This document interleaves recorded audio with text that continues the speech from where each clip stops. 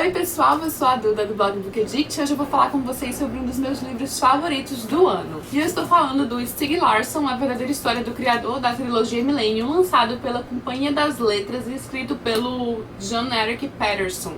O Jan-Erik Peterson foi um amigo do Stieg Larsson e também seu editor. Ele publicou alguns livros alguns livros de não ficção que o Stieg Larsson escreveu mais cedo em sua carreira. Bom, esse livro me abriu os olhos, assim, pra muita coisa que eu não fazia nem ideia. Foi um livro incrível e bem diferente do que eu imaginava, apesar de eu já ter uma ideia de como seria, porque ele não é em si uma biografia propriamente dita. Ele é bem mais um relato histórico-político da Europa ao longo do século XX, principalmente ali na Segunda Guerra Mundial, após a Segunda Guerra Mundial, mas abrange o século inteiro. Então, assim, muito mais do que uma biografia, ele pode passar páginas sem aparecer o Stieg Larsson, porque o autor ele vai explicar as diversas revoluções que ocorreram na Europa, principalmente com foco na Suécia, que é onde o Stieg Larsson nasceu, mostrar as diversas repercussões que isso teve na vida dos cidadãos europeus. Mas isso tem tudo a ver com o Stieg Larsson, porque ele era um ativista político ferrenho, ele era um dos maiores especialistas europeus sobre a extrema-direita e ele era um antifascista, um antinazista, assim, assumido, e ele era uma pessoa muito temida, assim, ele é muito ameaçada, na verdade, porque ele dedicou a vida à causa, ele dedicou a vida a proteger os mais fracos, os grupos minoritários, as pessoas que sofriam racismo, que sofriam discriminação de qualquer espécie, e essa sua característica revolucionária colocou a vida dele em perigo, a vida inteira, na verdade, porque ele vivia constantemente ameaçado. Ele era uma das pessoas mais ameaçadas da Suécia, vários grupos e várias pessoas queriam matá-lo.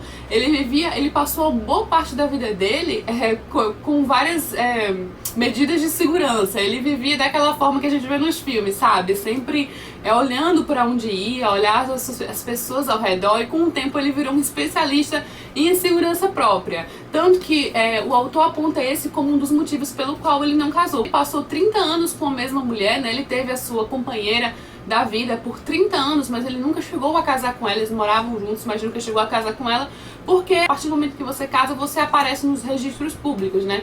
E ele não queria o nome dele nesses registros porque ele não queria ser facilmente encontrado. Então ele queria passar o mais despercebido possível, já que a vida dele era sempre ameaçada pelos nazistas. Uma coisa que eu achei interessantíssima, porque assim, a gente tem uma ideia, pelo menos eu tinha uma ideia, né, até o momento ignorante, de que o nazismo acabou com a Segunda Guerra Mundial. Lógico que eu imaginava que alguns outros nazistas permaneceram aqui e ali, mas eu não fazia uma ideia que isso não reflete nem um pouco a realidade. O nazismo continuou por muito tempo, até o momento, na verdade, até a atualidade ainda existe grupos nazistas, e a vida inteira do Stieg Larsson foi acusando e perseguindo esses grupos fascistas. Isso que o tornou um dos maiores especialistas na extrema-direita da Europa. Quando as pessoas queriam saber algo do tipo, elas iam ao Stieg Larsson. E ele era muito engajado politicamente desde muito novo, assim, 14 anos, 16 anos, ele já fazia parte de tudo que envolvia política, né? Ele viajou muito ali pela Europa, pela África, porque ele queria ter uma visão do mundo. E assim, eu simplesmente me apaixonei por Stieg Larsson, porque ele foi realmente um grande herói. Ele foi uma pessoa extremamente corajosa, que lutou a vida inteira pelo que ele achava certo. Então poucas pessoas fazem isso. E por mais que a vida dele fosse constantemente ameaçada, e era mesmo, não se refreava por nada, porque ele queria fazer o que ele achava que era certo. Ele tentou a faculdade de jornalismo, não passou, mas ele foi um dos maiores jornalistas, claro, da Suécia. Ele acabou abrindo uma revista, né, que é a Expo, que tem muito a ver com a Millennium. Na verdade, a gente vê ao longo do livro como a vida profissional dele, como a vida inteira dele influenciou nos romances que ele escreveu na trilogia Millennium. Então a Expo, que ele ajudou a fundar, ele foi cofundador e depois ele virou o editor-chefe, tem algumas similaridades com a Millennium, e a Millennium, na verdade, é tudo que ele queria que a Expo fosse, já que a Expo tinha uma tiragem bem menor, né? Foi constantemente ameaçada também. Eles tiveram que resistir muito para manter a revista funcionando. Tiveram também ajuda de parte da população, porque também sofreram ameaças. Os grupos extremistas acabavam tocando fogo nos lugares onde a revista estava vendendo. Foi uma situação bem crítica mesmo que o Stieg Larsson viveu a vida dele inteira praticamente. Então o autor dessa biografia, né, desse relato sobre o Stieg Larsson, ele pode passar páginas e páginas falando sobre algum conflito, alguma guerra, algum conflito que aconteceu na Suécia, que aconteceu na Europa, porque ele quer explicar de que maneira o Stieg Larsson se envolveu com isso. Apenas para explicar isso, de que maneira o Stieg Larsson, como é que foi que o Stieg Larsson chegou a isso, como foi que ele se envolveu, para explicar como era a vida dele, porque a vida dele ele era completamente dedicado a isso. A vida profissional era muito importante para ele. Ao longo do livro a gente vê que ele quase não dormia. Ele era uma pessoa assim, workaholic mesmo, porque ele amava o que ele fazia. E claro que o trabalho dele era muito importante, porque não era simplesmente um trabalho. Ele estava sempre a favor dos mais fracos, né, dos marginalizados. E eu fiquei assim impressionada com quanto a xenofobia e o nazismo continuou forte ainda na Europa, também principalmente na Suécia, ao longo do século inteiro. Eu tinha realmente uma visão ignorante em relação a esse assunto, porque eu achava que era um assunto muito antigo, já que já tinha passado, e não passou. Permaneceu por muito tempo, tentando mostrar o que acontecia por baixo dos panos, quais eram as raízes de determinados partidos políticos, que eram raízes contra a imigração, né, com extremo preconceito a imigrantes e às pessoas que vinham de outros locais.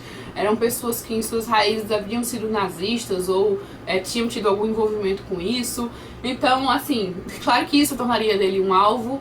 Pessoas ao redor dele morreram, sofreram atentados. Ele próprio, por vezes, já escapou por pouco, né, por um triz, porque ele vivia sempre de olho vivo no que acontecia ao redor para poder se defender. E poxa, eu não fazia ideia que o Stieg Larsson era tudo isso. E não é à toa que os romances dele fizeram esse sucesso estrondoso, porque os romances dele refletem muito do que ele viveu, né? Engraçado que aqui no final do livro, eu sei que vocês estão meio assustados com a quantidade de anotações que eu fiz, mas foram anotações que eu fiz pessoal mesmo, porque eu fiz pra mim, porque é um livro que é muito precioso pra mim na minha coleção, é um livro que eu não irei emprestar, pode parecer até egoísta, já que é um dos livros que eu mais gostei, mas eu vou dizer, compre porque vale a pena. Se você tem interesse em ler, compre e tenha o seu, porque vale a pena mesmo você ter este livro, caso você se interesse pela história, né, caso você se interesse por esse gênero, que não é uma coisa pra todo mundo, realmente, não é uma história de ficção e não é em si uma biografia, ele é um livro muito político, então quem não se interessa... Agora também eu faço uma ressalva, eu também não sou muito engajada em política, eu não me interesso tanto pelo assunto, mas eu simplesmente amei este livro e me abriu os olhos pra muita coisa que eu não fazia ideia que tinha acontecido, né, como eu já falei. E continuando, aqui no final fala mais sobre o romance policial, né, sobre a construção dos romances do Stieg Larsson. E aí o autor dá um panorama geral do romance policial na Suécia, como ele foi crescendo, até chegar num apogeu, até chegar num máximo, assim, que foi justamente com o Stieg Larsson. O mais triste é que ele não sobreviveu pra ver isso, então eu cheguei até a chorar no final desse livro. E não tem nada a ver com o choro, porque não é um livro nem um pouco sentimentalista, ele é um livro muito cru, é um relato assim, sabe, como se estivesse assistindo um documentário. Então eu chorei porque eu me envolvi muito com a figura do Stieg Larsson e eu fiquei extremamente descontente, extremamente triste por ele ter morrido pouquinho antes dele ver todo o sucesso que a trilogia dele faria, né? E ele tinha certeza em relação a esse sucesso, ele era uma pessoa muito confiante. Mas ele não chegou a ver nada disso, então eu fiquei extremamente frustrada, eu fiquei muito triste mesmo no final desse livro, porque eu me envolvi com o Stieg Larsson de uma forma que eu achei incrível, porque, como eu falei pra vocês, não é bem uma biografia falando estritamente sobre a história da vida dele, mas tudo que tem aqui neste livro tem a ver com ele, porque foi as coisas que ele se envolveu, foi a vida dele e acabou tornando uma pessoa ainda mais especial, uma pessoa que eu, hoje em dia, considero um herói, porque ele realmente não foi apenas mais um escritor, ele foi muito mais que isso. Mas enfim, eu tava querendo mostrar pra vocês uma coisa que tem aqui no final, falando sobre os livros dele, que eu achei interessante, que fala aqui: os livros do Stieg Larsson são um exercício de equilíbrio entre a fantasia desvairada e um desejo quase feticista por fatos. Como romances estão no ponto central, entre a vida real e o imaginário. E Stieg se deparou de fato com o mal, olhou o perigo nos olhos e recebeu incontáveis ameaças de morte. Quantos escritores policiais podem dizer o mesmo? Quase nenhum, né? Então ele mostra que a trilogia Millennium, apesar de ser muito fantasiosa, ela tem também muito de verdade naquilo. Eu adorei a parte que ele fala sobre a Lisbeth Salander, né? Sobre as influências que o Stieg teve pra poder construí-la, que é na verdade uma Pippi meia longa moderna. E eu não fazia nem ideia, ele realmente queria fazer uma Pippi meia longa moderna e ele se inspirou na figura de Pippi meia longa pra construir a Lisbeth Salander, que é hoje em dia uma das maiores heroínas do nosso tempo. O autor fala sobre essa parte da trilogia Millennium bem mais perto do final, nas últimas páginas, e o livro inteiro é mais sobre os relatos políticos mesmo, sobre o panorama político da Europa, com foco na Suécia. É um relato muito interessante para quem gosta de Segunda Guerra Mundial. Eu imagino que vai gostar desse livro sim, porque tem tudo a ver, mais que as pessoas tivessem horror a tudo que aconteceu, vai até vergonha, né, por terem participado daquilo.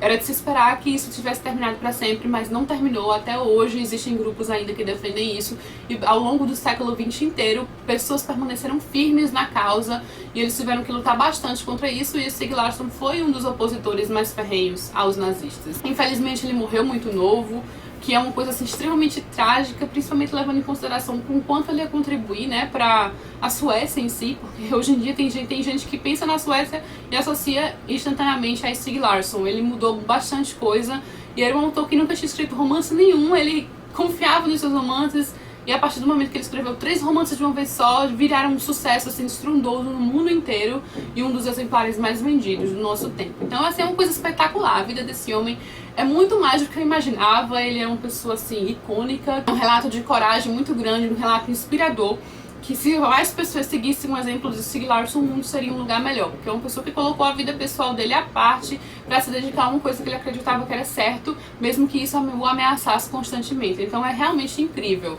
E agora eu preciso ir correndo para terminar a trilogia Millennium, porque eu deixei essa trilogia de lado por muito tempo, mas de certa forma até acho legal isso, eu até achei bom depois que eu terminei esse livro, porque agora a partir desse momento que eu sei tudo isso que aconteceu e todas as influências que a vida dele teve nos seus romances, eu vou enxergar a trilogia de uma forma completamente diferente. Então eu só li o primeiro livro até agora e eu acho que A Menina que Brincava com Fogo e A Rainha do Castelo de Aço eram lidos de uma perspectiva completamente distinta da que eu teria caso eu não tivesse lido ainda sobre a vida de Stieg Larsson. Vai te fazer abrir os olhos para muita coisa e atiçar a vontade de ler o romance, mesmo caso você não seja fã ainda do Stieg Larsson, mas principalmente se você for, é um livro assim essencial que com certeza você não irá se arrepender e vai trazer muita coisa boa, né? Vai abrir sua mente pra muita coisa. Pelo menos foi o que aconteceu comigo, né? Eu acho que eu tinha uma visão ainda muito fechada, eu não fazia ideia do que acontecia ali na Europa. E agora eu sei. Então é um livro que eu gostei muito, muito especial, recomendo demais. Vai ter resenha no blog e provavelmente eu vou lançar essa resenha em vídeo junto com a resenha escrita. Então não deixe de dar uma olhada na resenha escrita, porque eu sempre coloco mais coisas assim do que eu estou falando aqui. E eu espero que vocês tenham gostado dessa vídeo resenha. Não deixem de comentar o que vocês acharam. Eu vejo que as vídeos resenhas não têm o resultado que os outros vídeos têm, então nem todo mundo assiste. Mas eu espero que vocês gostem. Eu pelo menos gosto de fazer e vou continuar fazendo. Então é isso, gente. Beijo grande a todo mundo que assistiu o vídeo e até a próxima.